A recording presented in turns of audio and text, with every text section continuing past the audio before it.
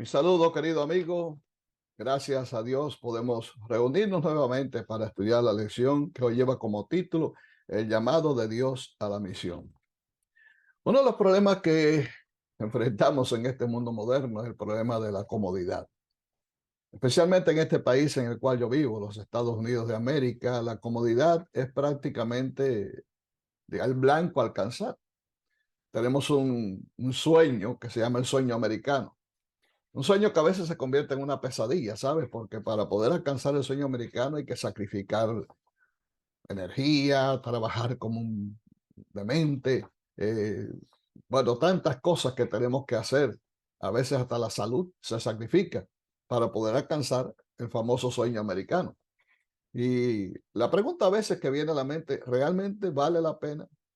A veces pensamos en las historias bíblicas que no hablan, por ejemplo, de Abraham, que vivía en tiendas, el pueblo de Israel también, que se encontraba pasando por el desierto, símbolo del viaje nuestro hacia la Canaán celestial, y vivían en tiendas también, y que somos peregrinos y advenedizos, y no tenemos en este mundo una patria, sino que nuestra patria está en el cielo, y nos preguntamos realmente, ¿vale la pena acumular tantas cosas? ¿Vale la pena tener tantas propiedades y tanta comodidad? Esto no quiere decir indudablemente que si puedes vivir cómodo no vivas, pero existe el peligro a veces de que la comodidad nos sustraiga de nuestra misión, del deber que debemos cumplir para con Dios. Y evidentemente a veces Dios tiene que sacarnos de nuestro confort, tiene que quitar la base de comodidad que tenemos para que nos demos cuenta que hay algo más importante a lo cual debemos dedicar también nuestro tiempo. Si realmente pudiéramos hacer un balance entre comodidad y misión, y que aunque vivamos cómodamente podamos cumplir la misión, pues sería mucho mejor. Es interesante notar que los países donde no hay tanta comodidad, donde no hay tantos bienes materiales, donde la gente vive pobremente, es donde más la gente acude a la iglesia, donde más la gente hace trabajos por otras personas que están necesitadas, predican el evangelio a otras personas, dan estudios bíblicos, traen visitas a la iglesia y el crecimiento es más notable. Eh, en la contraparte de esto que estoy diciendo, hemos notado que muchos de los que vinimos a este país, que en otro tiempo en nuestros países éramos activos, aquí nos convertimos en pasivos, sencillamente porque estamos tan enfrascados en las cosas materiales y por el deseo de trabajar y tener suficiente dinero para poder satisfacer las necesidades básicas que tenemos y hacer una base también para el futuro, pues nos sustraemos de nuestra obligación fundamental, de nuestro deber fundamental, que es compartir el mensaje. Y hacemos caso omiso al llamado de Dios a cumplir con la misión. Así que Dios muchas veces tiene que quitarnos esa base, esa zona de confort, para que podamos avanzar en el cumplimiento de la misión. Veamos, por ejemplo, el caso de aquellos que descendieron de Noé después del diluvio. La Biblia nos habla precisamente acerca de esto. Estos hombres y mujeres, claro está, pensaron de que Dios no iba a cumplir su palabra. Dios había prometido a Noé que nunca más la tierra sería destruida por aguas, por un diluvio. Pero ellos creyeron de que Dios estaba mintiendo, así que ellos trataron de buscar un lugar donde construir una ciudad y también construir una torre que llegara hasta el cielo. En primeras instancias, este plan que fue elaborado fue con la abierta resolución o decisión de rebelarse contra Dios, porque ellos desconfiaban de Dios, por lo tanto querían erigir una torre tan alta donde pudieran poner habitaciones, departamentos para que vivieran allí, y de esa forma, si venía un diluvio, pues no serían destruidos. Quisieron hacerse su propia identidad, quisieron separarse de Dios completamente y crear su propio mundo, y de esta manera, pues, dieron la espalda a Dios. Entonces, a Dios no le quedó otra alternativa que inmediatamente tomar la decisión de enfrentar esta situación. Vamos a ver, por ejemplo, algunos pasajes de Génesis para entrar en nuestra lección de qué fue lo que ocurrió realmente allí en Babel. Yo voy a leer solamente el versículo 4. En el versículo 4 se nos dice que estos hombres dijeron, vamos edifiquémonos una ciudad y una torre cuya cúspide llega al cielo, y hagámonos un nombre, por si fuéramos esparcidos sobre la faz de toda la tierra. ¿Cuáles eran las intenciones reales de esta gente? En primer lugar, ellos quisieron construir una torre que fuera una fortaleza, fuera tan fuerte que si las aguas del diluvio venían, nada pudiera destruirla y poder permanecer. Esto significa una rebelión abierta contra Dios. Ahora bien, ¿qué quería hacer también esta gente y por qué Dios se lo impidió? Quisieron poner su nombre, quisieron crear para sí una identidad. Y entonces ellos no querían ser esparcidos sobre la faz de la tierra. Llamo la atención de ustedes a este punto. Cuando Dios creó a Adán y Eva, Él les orientó a que procrearan, que ellos tuvieran hijos y que hinchieran toda la tierra. Porque el plan de Dios era que finalmente el mundo recibiera una bendición. Así que Él les ordenó: fructificad, multiplicaos, henchid la tierra y sojuzgadla. Ese era el plan de Dios. En primeras instancias, Dios lo que quería era repoblar el cielo. Todos aquellos ángeles que fueron echados junto con Satanás dejaron un lugar vacío. Así que al crear este mundo, Dios quería que los pobladores de este mundo se convirtieran en los sustitutos de los ángeles que cayeron. Eso lo menciona Jesús también cuando en su conversación con los saduceos les dice que nosotros no vamos a ser en la tierra nueva tal como somos acá, sino que seremos como los ángeles que están en el cielo. Y Elena White también nos habla de que el propósito de Dios era repoblar también el cielo. Ahora ellos se rebelaron contra esto y no quisieron cumplir con el plan que Dios tenía. ¿Qué tuvo que hacer Dios? Bueno, entonces el Señor finalmente tomó la iniciativa y lo primero que hizo fue confundir el lenguaje humano.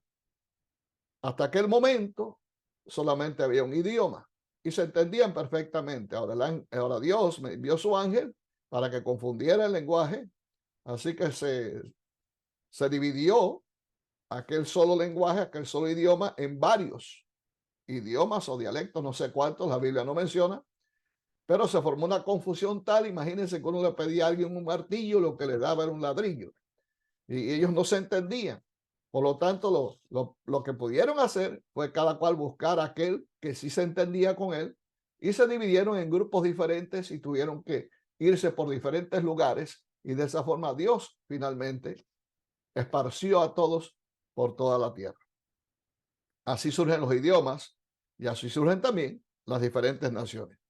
Dios dijo: el pueblo es uno y todos tienen un mismo lenguaje. Han empezado la obra y nada los hará desistir de lo que han pensado hacer. Y que por esa razón finalmente Dios tuvo que destruir completamente el plan de ellos. Me pregunto a veces si nosotros también no creamos nuestra propia torre, esa torre de confort, esa torre de falsa seguridad.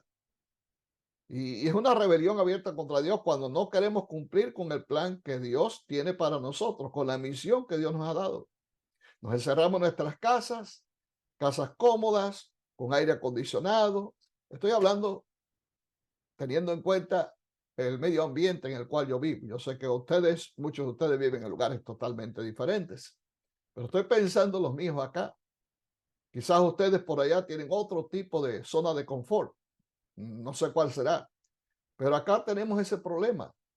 Entonces, si tenemos esa situación, Dios muchas veces, para poder salvarnos y poder incluirnos en la misión, tiene a veces que destruir esa torre, tiene que confundir el idioma, estoy hablando metafóricamente, para poder entonces salvarnos a nosotros y ayudarnos también para que cumplamos la misión que debemos cumplir. Elena White menciona en Patriarcas y Profetas, página 112, haciendo un comentario de esta situación, que los moradores de la llanura de Sinar no creyeron en el pacto de Dios que prometía no traer otro diluvio sobre la tierra. Muchos de ellos negaban la existencia de Dios y atribuían el diluvio a la acción de causas naturales. Otros creían en un ser supremo que había destruido el mundo antediluviano, y sus corazones, como el de Caín, se rebelaban contra él. Uno de sus fines al construir la torre fue el de alcanzar seguridad si ocurría otro diluvio. Creyeron que construyendo la torre hasta una altura mucho más elevada que la que habían alcanzado las aguas del diluvio, se hallarían fuera de toda posibilidad de peligro. Nada, no hay tal. Sencillamente, los planes de Dios se cumplen al pie de la letra y las cosas que Dios determina, tarde o temprano llegan. Así que si tenemos una zona de confort, debemos orar a Dios para que nos ayude a tener una visión clara, a tener sabiduría para poder avanzar conforme al plan de Dios y poder ser en las manos de Dios instrumentos que sean instrumentos de salvación, no de destrucción, como fue en este caso los descendientes de Noé. Me estoy refiriendo a los descendientes que tomaron esta iniciativa. El caso de Abraham nos ilustra algo totalmente diferente. Es un contraste con lo que vimos acá. En el caso de Abraham, encontramos que Abraham vivía en una zona de confort. Abraham estaba en una tierra en la cual nació, allí tuvo su familia, ya estaba su familia de origen, ya tenía su familia celular, sí, no tenía hijos, tenía solamente a su esposa Sara, pero tenía una hacienda y tenía muchos siervos y ganado y demás. Tenía ya su futuro cifrado, tenía sus esperanzas también, sus planes, sus proyectos, estaba asegurando su vida para la vejez. Y estando en esa situación, Dios le da un mensaje: sal de tu tierra y de tu parentela y ven a la tierra que yo te mostraré. Y haré de ti una gran nación. En primer lugar, Abraham no tenía en aquel entonces un sistema de internet que pudiera poner allí en Google, por ejemplo, tierra de Palestina, y tratar de ver anticipadamente algunas fotos de cómo era el lugar al cual iba.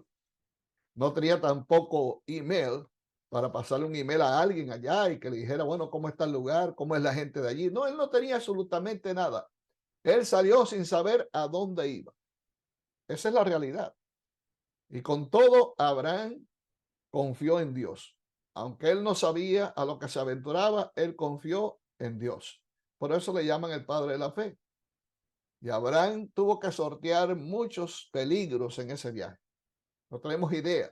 Viaje largo, por caminos inhóspitos, caminos peligrosos, de que duró meses hasta que llegó finalmente al lugar, cumpliendo el propósito de Dios. Pero cuando Abraham llegó ahí a Canaán, no encontró una casa, no encontró ya una habitación hecha, un lugar preparado para que fuera la morada de su familia. No, él tuvo que empezar de cero y comenzó por lo más fácil, viviendo en tiendas. Y viviendo en tiendas, por donde quiera que Abraham iba, él siempre levantaba un altar en adoración a Dios. Y aquellos altares se convirtieron en testimonio, fueron los primeros testimonios en el cumplimiento de la misión que Dios le dio a Abraham, de la fe que Abraham tenía. Muchos llegaban allí peregrinos y adoraban en el mismo altar que Abraham había edificado y que había dejado en ese lugar. Y creo que esta es una de las ilustraciones básicas que encontramos en este hombre para poder entender cómo debemos obrar nosotros también en un mundo como el que vivimos, un mundo totalmente moderno, diferente al de Abraham. Pero muchas veces Dios nos dice también a nosotros: sal de tu tierra, de tu parentela, a la tierra que yo te mostraré. Aquí a este país hemos llegado muchos inmigrantes. Algunos se han acomodado, como sucedió con los descendientes de Noé, con los de Babel, pero otros están cumpliendo la misión. Otros han venido a este país para aprovechar el tiempo y evangelizar a tantos hispanos o también de otras nacionalidades que se encuentran viviendo en este país. Ahora bien, leamos aquí lo que dice Génesis capítulo 12, versículos 1 al 3. Pero Jehová había dicho a Abraham: vete de tu tierra y de tu parentela y de la casa de tu padre a la tierra que te mostraré, y haré de ti una nación grande y te bendeciré y engrandeceré tu nombre y serás bendición. Bendeciré a los que te bendijeren y a los que te maldijeren maldeciré, y serán benditas en ti todas las familias de la tierra. ¿Dónde tú ves en este pasaje el cumplimiento de la misión? ¿En qué sentido las instrucciones que Dios da a Abraham eran un llamado a la misión? O sea, Dios no le dice a Abraham: mira, vas a venir a esa tierra y vas a tener una gran familia allí y vas a hacer bendición a esa familia y allí vas a crecer en ese lugar. Por lo tanto, voy a ser una nación grande y poderosa allí. y el mensaje se hubiera quedado hasta ahí, pues sencillamente se hubiera concentrado en aquella área donde Dios trajo a Abraham. Pero no, Dios le dice algo más a Abraham. Él le dice también, y serán benditas en ti todas las familias de la tierra. O sea, el plan que Dios hizo con Adán y Eva de que se multiplicaran y la tierra fuera henchida, ahora quiere cumplirlo a través de Abraham. Y de esa manera, no solamente la bendición de Abraham impactaría a sus descendientes, sino que también esa bendición abrahámica alcanzaría a todos los que moraran en la tierra. La pregunta es, ¿cómo es que Dios habría de hacer esto? Bueno, más tarde Dios le dice a Abraham, en tu simiente serán benditas todas las familias de la tierra. Pablo se encarga de aclarar que la simiente no era otro que Cristo. Por lo tanto, en Cristo, que procedería de la línea abrahámica, serían benditas todas las naciones de la tierra. De manera que el plan de Dios era que la fe abrahámica saturara al mundo. El plan de Dios es que el pueblo de Israel se convirtiera en una luz de las naciones, que alumbrara a todos y que ellos, impresionados por la fe de ese pueblo, por el sistema de salud, por el sistema económico, por las bendiciones recibidas, adoptaran la fe judaica. Era el propósito de Dios, tal como sucedió con el caso de Ruth, la moabita, que vino y habitó entre los hijos de Israel y adoptó la fe de su suegra Noemí. Así Dios quería también hacer con todas las demás naciones, para que todas las naciones recibieran la bendición abrahámica. Es por eso que cuando leemos el texto de Isaías capítulo 9, versículo 6, se nos habla ahí ya en ese pasaje de la simiente prometida, en la cual serían benditas todas las naciones. La promesa es porque un niño nos es nacido, hijo nos es dado y el principado sobre su hombro, y se llamará su nombre admirable, consejero, Dios fuerte, Padre eterno, príncipe de paz. Más tarde, cuando el ángel se le aparece a José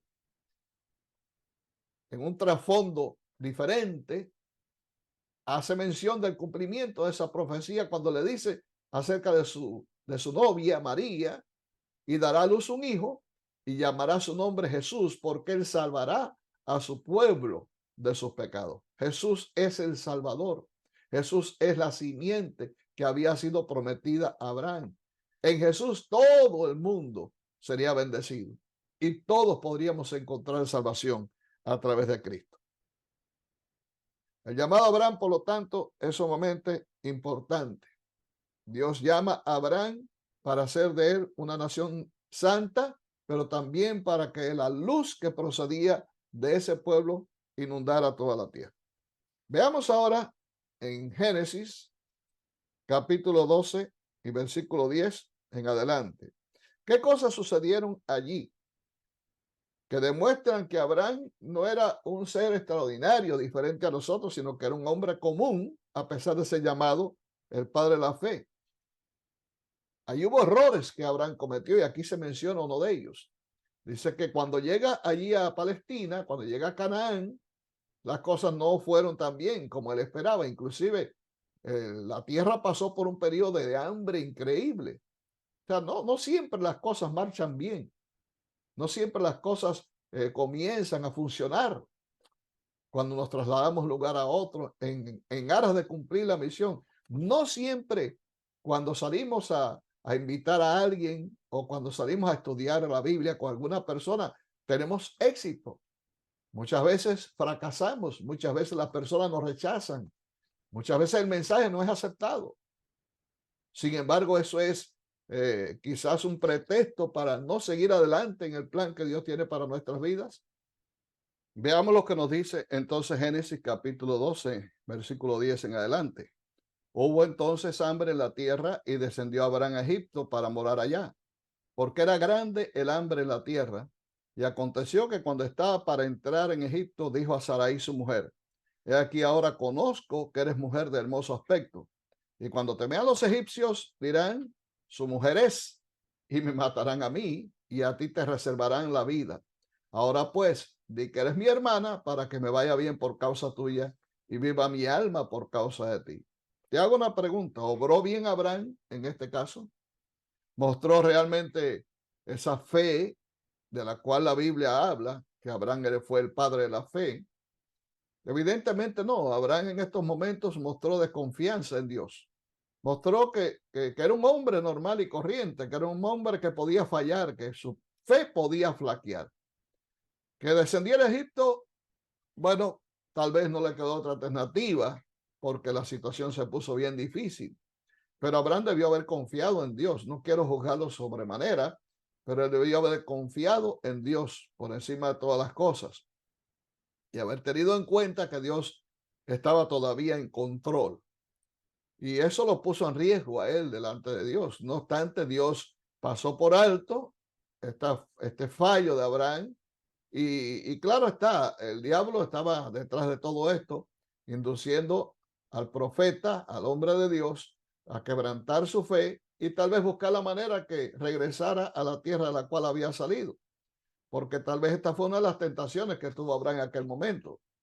No obstante, Abraham decidió ir a Egipto porque él quería finalmente que el plan de Dios se cumpliera en su vida y él confiaba en la promesa de Dios. Solamente tuvo este desliz que realmente fue funesto porque lo pudo poner a él en un aprieto y lo puso en un aprieto porque realmente podía haber perdido hasta la vida, inclusive por causa de eso, no por haber dicho que ella era su esposa, sino por la mentira que él dijo allí y que trajo como consecuencia el desagrado de Faraón sobre él. Dice esta declaración del Espíritu de Profecía: durante su estada en Egipto, Abraham dio evidencia de que no estaba libre de la debilidad y la imperfección humanas.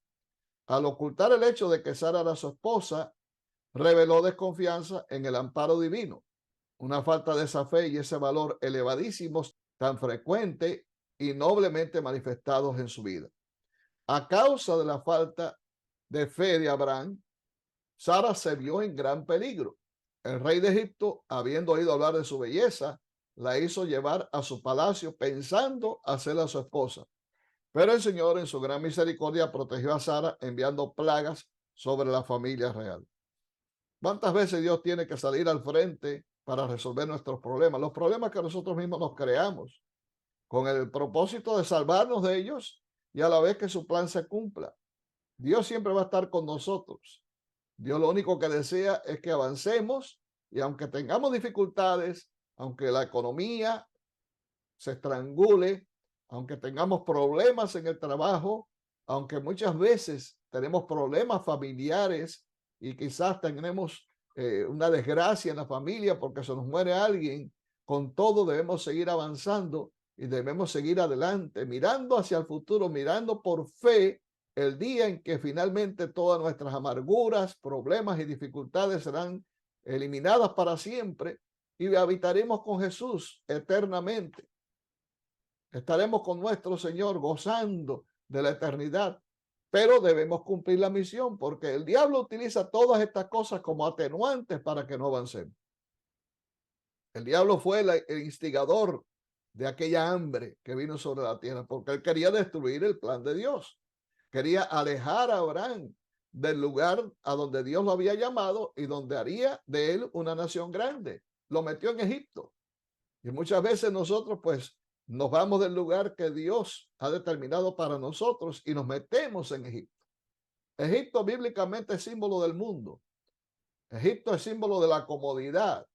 Egipto es símbolo de idolatría. Es símbolo de todo lo malo. Es Egipto de cautiverio. Es símbolo de Egipto. Dios no quiere que te metas en Egipto. No, Dios quiere que tú sigas ahí en ese lugar que Él ha designado para ti. El mejor lugar del mundo es aquel que Dios ha determinado para ti. Allí es donde debes cumplir tu misión. Sí, habrá problemas, habrá dificultades, habrá situaciones difíciles, pero si confías en el Señor, Dios va a quitar los problemas. Yo creo que si Abraham hubiera presentado este asunto a Dios con fe, Dios hubiera obrado y el hambre hubiera desaparecido y las cosas hubieran comenzado a fluir naturalmente. Así que debemos confiar en un Dios que es el proveedor de todos, en un Dios que tiene solución para cada problema. Y estoy hablando de misión, pero puede ser cualquier otra circunstancia en tu vida en que necesites que Dios obre en una forma milagrosa. Siempre mantén tu vista, siempre mantén tu fe y tu confianza en un Dios que nunca falla, un Dios que siempre está a nuestro lado para asistirnos. Pasemos a otro ambiente. Vamos a otro escenario y vamos a entrar ahora en la iglesia primitiva. La iglesia fundada por los apóstoles. En algún momento también esta iglesia se vio afectada por la comodidad. Evidentemente sí. Y vamos a verlo ahí cuando vamos a el libro de los Hechos, en el capítulo 8, versículos 1 y 4. Nos dice que aquel día, después del apareamiento de Esteban, se desató una gran persecución contra la iglesia en Jerusalén y todos, excepto los apóstoles, se dispersaron por las regiones de Judea y Samaria. Los que se habían dispersado predicaban la palabra por donde quiera que iban. Puse en negrita la expresión, la frase, la iglesia en Jerusalén, la subrayé, para que podamos entender qué es lo que estaba ocurriendo. Jesús había dado una comisión a sus apóstoles. Mateo 28. Id por todo el mundo, predicad el evangelio a toda criatura. Y en Hechos capítulo 1 encontramos también que Jesús le dice a sus discípulos antes de ascender: recibiréis poder cuando haya venido sobre vosotros el Espíritu Santo, y me seréis testigos en Jerusalén, en Judea y Samaria y hasta lo último de la tierra. ¿Pero qué sucedió?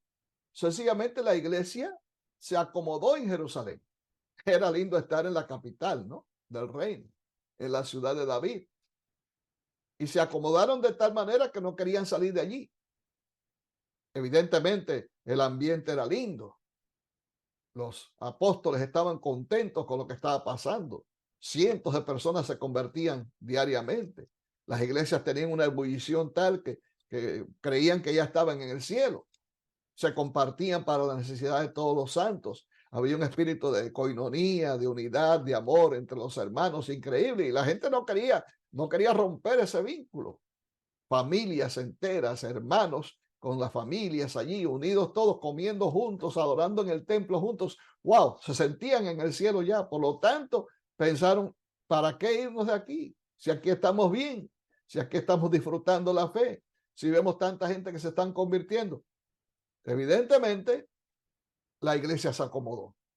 Por eso es que Dios entonces tuvo que obrar y desató una persecución tal, en la cual Pablo, claro está, que era Saulo de Tarso, tomó parte, porque asolaba la iglesia por todas partes y metía preso a los discípulos, a los que seguían a Jesús.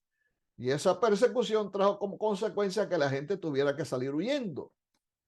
Y entonces, por donde quiera que iban predicando el evangelio, y así entonces se cumplió el plan de Dios.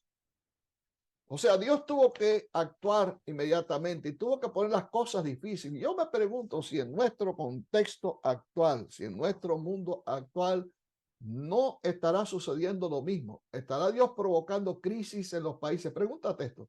¿Estará Dios provocando crisis económica, crisis política, crisis de todo tipo en países para que salgamos de esos países y donde quiera que vayamos prediquemos el evangelio a toda criatura? Pongo, por ejemplo, los hispanos en este país. Las iglesias americanas están prácticamente en decadencia, pero muchos de nuestros hermanos que están viniendo por miles, por millones, que están llegando a estas tierras, están predicando el evangelio con más efusión, con más vehemencia que los propios de este país. Por lo tanto, Dios está permitiendo que la masa hispana o latina que está llegando, y también otros de otras nacionalidades, se unan en ese esfuerzo por alcanzar a todos los que en este país todavía no han recibido el mensaje de salvación. Y lo mismo puedo estar diciendo de otros lugares, de otros países en que está ocurriendo algo similar. O sea, estoy tratando de aplicar cuestiones actuales a lo que sucedió también en Jerusalén. Y pudiéramos utilizar otros ejemplos, pero lo que estoy queriendo decir con esto, queridos, es que muchas veces Dios tiene que recurrir a métodos que son realmente difíciles de poder entender. Son métodos emergentes para lograr finalmente que la misión se cumpla y que el evangelio termine de predicarse lo más rápido posible. En Hechos capítulo 10 encontramos otro ejemplo.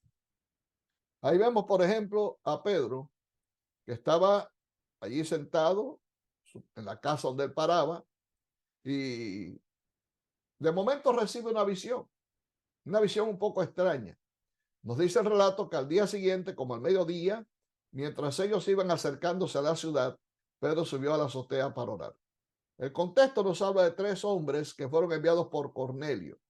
Cornelio era un centurión, o sea, tenía 100 soldados bajo su mando, romano, pero era un hombre que había adoptado la fe judía, y era un hombre piadoso. La Biblia lo describe como un hombre piadoso, un hombre devoto a la fe judaica. Y Cornelio recibe una visión, y en esa visión se le dice que vaya y envíe por Pedro, el apóstol Pedro, para que venga y le predique el evangelio. Y Cornelio, haciendo caso al ángel, envía a estos hombres. Ahora Pedro, allá en su contexto, allá en su lugar, dice, al mediodía, mientras estos hombres venían en camino, Pedro sube a la azotea para orar. Y de pronto le dio mucha hambre y pidió de comer. Mientras le preparaban algo, cayó en éxtasis de que esta visión indudablemente obedecía a una revelación que Dios quería darle, y vio que el cielo se abría y que de él descendía algo semejante a un gran lienzo atado por las cuatro puntas. Esta hambre fue inducida por Dios. Él quería provocar en Pedro esa hambre para que él pudiera ver esta visión en un contexto en que realmente necesitaba alimentarse. Dice, dentro del lienzo había toda clase de cuadrúpedos, reptiles y aves. Entonces oyó una voz que le decía, Pedro, levántate, mata y come.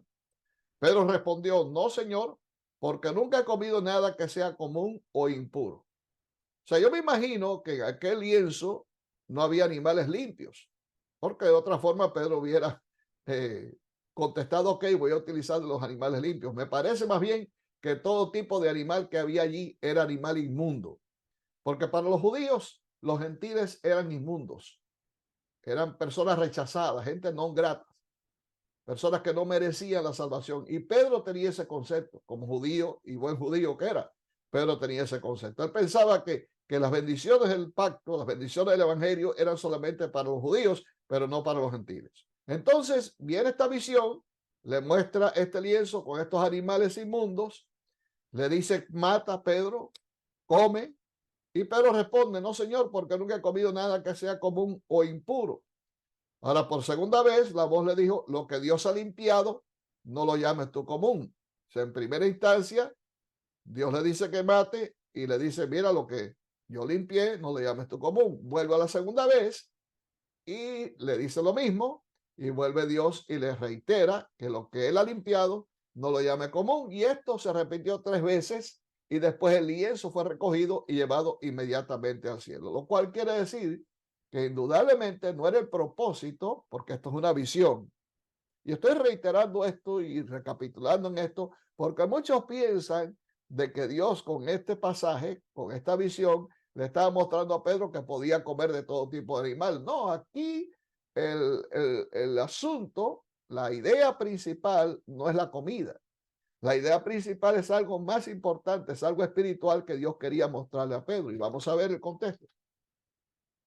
Mientras Pedro no lograba entender el significado de la visión que había tenido, los hombres que Cornelio había enviado llegaron a la puerta y preguntaban por la casa de Simón.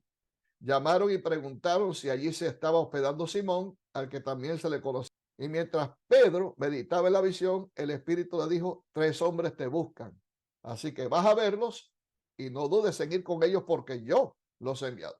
Aquí ya está explicado el asunto. Pedro está meditando en la visión porque él sabía que no tenía que ver nada con comida, que era otro mensaje, otra enseñanza que Dios quería darle. 3 veces se repitió la visión, 3 hombres llegaron para ver a Pedro. Y ahora Dios le dice, mira, ve con ellos y no dudes ir porque yo los he enviado. O sea, con esto Dios quería barrer todo tipo de prejuicio que pudiera existir en la mente del apóstol. Entonces Pedro va con aquellos hombres y cuando llega allí, lo primero que le dice a los ahí reunidos con Cornelio, como ustedes saben, para un judío es muy repugnante juntarse o acercarse a un extranjero. Pero Dios me ha hecho ver que no puedo llamar a nadie gente común o impura. Por eso cuando me llamaron, vine sin replicar. Pero ahora les pregunto, ¿para qué me han hecho venir? Ustedes ven, o sea que está claro completamente lo que Dios quería enseñar a Pedro. Él decía que los gentiles eran gente común, era gente impura. Ahora Dios le mostró con esa visión que no lo eran porque ya le había limpiado a los gentiles de tal manera que ellos podían recibir el evangelio. En realidad nunca fueron sucios, eso existía solamente en los prejuicios judíos. O sea, el propósito de Dios siempre fue que el evangelio pudiera llegar hasta los gentiles también. Dios quería que Cristo, el impacto del nacimiento de Cristo, el evangelio que Jesús habría de predicar y los apóstoles más tarde pudiera llegar también hasta los gentiles, pero Pedro estaba prejuiciado.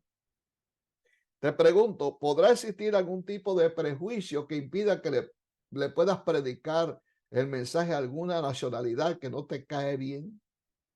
¿Algún tipo de etnia que no te cae bien? ¿Algún tipo de persona que no te cae bien?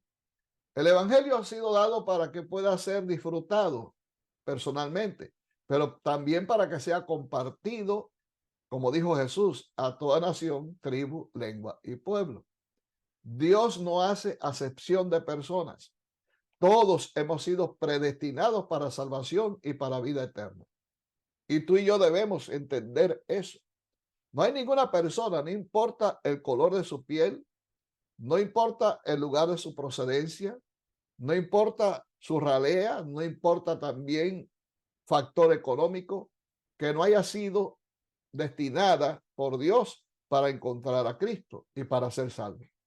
Y Dios nos tiene a nosotros para cumplir con ese mensaje. Así que no hay límite en cuanto a personas que decidan un día aceptar a Jesús y decir, yo quiero ser bautizado, yo quiero ser parte del pueblo de Dios. Por eso es que debemos regar por todas partes la semilla del evangelio, sembrar junto a todas las aguas, porque no sabemos exactamente dónde va a germinar esa semilla y en qué corazones realmente va a prender el mensaje de esperanza que el Señor quiere que nosotros compartamos. Quiero concluir con esta declaración del Espíritu Profecía, donde dice la sierva de Dios, en este oscuro mundo de pecado, el Señor tiene muchas joyas preciosas, hacia las que Él guiará a sus mensajeros. Por doquiera hay quienes se decidirán por Cristo. Muchos apreciarán la sabiduría de Dios más que cualquier ventaja terrenal y llegarán a ser fieles portaluces. Convencidos de que la conducta de Pedro estaba de acuerdo con el cumplimiento directo del plan de Dios y de que sus prejuicios y espíritu exclusivo eran totalmente contrarios al espíritu del evangelio, glorificaron a Dios diciendo, de manera que también a los gentiles ha dado Dios arrepentimiento para la vida. Así, sin discusión, los prejuicios fueron quebrantados, se abandonó el espíritu exclusivista establecido por la costumbre secular y quedó expedito el camino para la proclamación del evangelio a los gentiles. Yo oro a Dios para que Dios quite todo tipo de prejuicio de nuestra mente, para que Dios barra todos los obstáculos, para que Dios derribe todas las torres que sea necesario derribar, todos los muros que sea necesario derribar también, y podamos avanzar en el Espíritu del Señor cumpliendo la misión. Dios nos ha dado en nuestras manos un mensaje precioso, pero no es para que lo disfrutemos nosotros mismos como hicieron los hermanos de la iglesia allí en Jerusalén. No, Dios quiere que ese mensaje sea predicado a todo el mundo por testimonio, porque es la única condición que Dios ha puesto para que Jesús venga. Las señales están bien porque marcan el camino cuán cerca estamos y demás, pero no es la ley dominical, no es la persecución, no es ninguna de esas cosas la que van a determinar que Jesús venga a la tierra, como algunos piensan. No, lo que va a determinar que Jesús venga a la tierra es que será predicado este evangelio del reino a todo el mundo por testimonio a todas las naciones y entonces vendrá el fin. Por eso nosotros debemos ponerlo en las manos de Dios y pedir el Espíritu Santo para que el Señor nos use con poder y el mundo sea alumbrado con la gloria del mensaje del evangelio de Cristo. Dios te bendiga, que Dios te guarde y que nos acompañe mientras cumplimos nuestra misión. Ese es mi deseo y es mi oración. Nos vemos la próxima.